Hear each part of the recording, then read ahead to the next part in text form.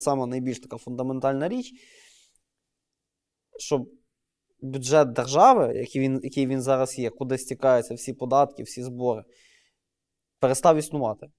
І з'явився бюджет народу України, який складається з іменних рахунків громадян.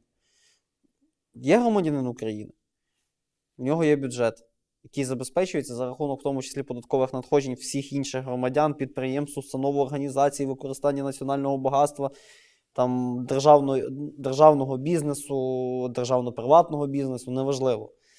І вже з цього бюджету, часткою з цього бюджету фінансується діяльність держави. Тому що не може так бути, коли вся країна генерує дохід, цей дохід концентрується в руках там, до 2000 людей, по суті, в управлінні 2000 людей, а потім ручним методом розподіляється. Цей